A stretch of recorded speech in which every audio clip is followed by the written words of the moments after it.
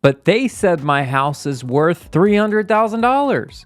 What do you mean it's not worth $300,000?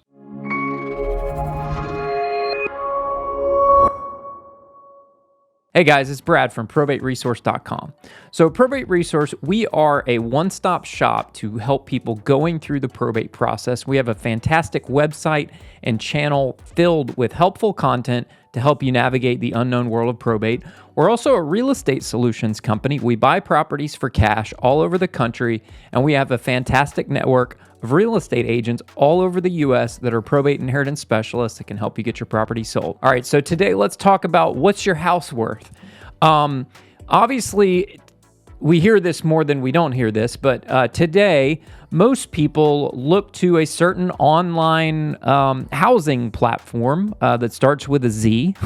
I'm not going to mention the names, but you can deduce what I'm talking about. And they have a tool that says that your house is worth X.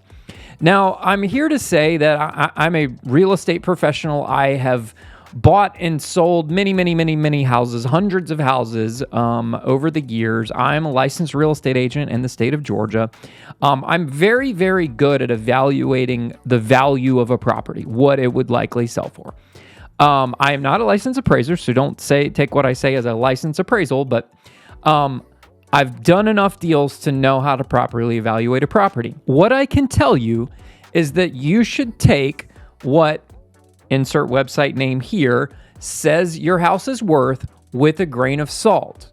And I'm going to tell you why. Okay, number one, if you live in a cookie cutter neighborhood where the houses are all pretty similar, they're all about the same size, plus or minus maybe a couple 100 square feet, thereabouts. Like a lot of newer subdivisions built in the last probably 20 years are very cookie cutter. All the houses are basically almost the same. Same bedrooms, same bathrooms, all that stuff. The value you get on that website is probably going to be pretty accurate. Okay? And the newer your house is, the more accurate that figure gets. Because when everything is the same, it's much easier to value it. Real estate values are all about being homogeneous, right? When an appraiser is appraising your house, they are looking for comparable properties to your own to calculate that valuation.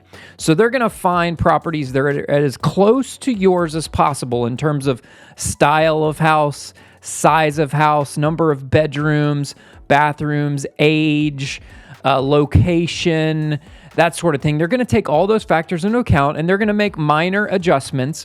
And basically what an appraiser does is they take usually up at least 3 comparable properties and they're going to make minor adjustments to make those other 3 properties almost the same as yours. And then they're going to calculate an average price per square foot based off of that number and then assign that number to yours. That's how typically an appraiser does an appraisal value on a single family owner-occupied property in the U.S. That's how they typically do it. The website we're talking about uses online data. They're also kind of doing something similar where they are looking for stuff in the area, looking at average price per square foot. They're looking at bathrooms counts, and they're making adjustments in their algorithm. The one thing that their algorithm cannot look at is the style of house. So sometimes housing styles are really unique. We've had instances where we look at a house, maybe in an older neighborhood, and maybe someone came in later and bought up an empty lot in that neighborhood, and maybe there was 1 or 2 builders originally for that neighborhood, and then somebody came in and built like a fully custom house, and that house kind of stands out like a sore thumb. It's not like all the rest in the neighborhood. It's very difficult to value that kind of house. So if you have a very unique house compared to your neighbors, coming up with an accurate valuation is going to be a little bit more difficult than normal. Also, they can't take into account condition of your house. Many times we're dealing with properties maybe that need a little bit of work, and they can't see your house. They can't see photos inside of your house. They don't know the condition. Especially the older your house gets, the more likely it could be in disrepair, because as properties get older, they just require more maintenance, right? or they haven't been updated. So maybe based off of their data and their algorithm they're using, they see your neighbors down the street sold their house for $500,000. But what they don't know is that your neighbor's house had a brand new kitchen in it that they just did 2 years ago. They redid their master bathroom last year. They had all new carpet. They've replaced all the light fixtures in the house. They've done a beautiful landscaping job in the backyard with a cool patio. And they've done all of these upgrades to the house. And then your house that you live in was built in 1985 and not a thing has been done to it since 1985, other than maybe you changed the carpet out 10 years ago, right? But otherwise, everything is the same. You have dated finishes in the house.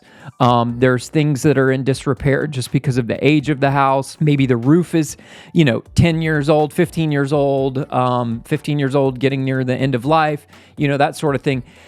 The online algorithms cannot account for that sort of those variables, right? So you have to take what you get online with a grain of salt when you're analyzing that valuation. The best way to get the most accurate valuation on your property is first of all, to hire a licensed appraiser in your area. Second of all, you can get what's called a BPO, or a broker's price opinion, from a broker or a real estate agent and I would make sure you pick someone who knows your area well. Most agents and brokers are somewhat local to their area. They have sort of a small farm area, as they call it, very small area. They know the area very, very well, and they're going to be able to give you the best valuation for your property.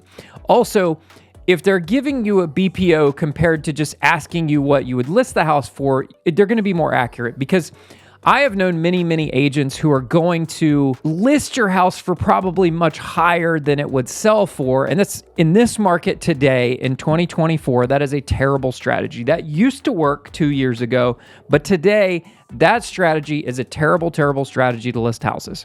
Your property will sit on the market, and it will sit and it will sit and will sit.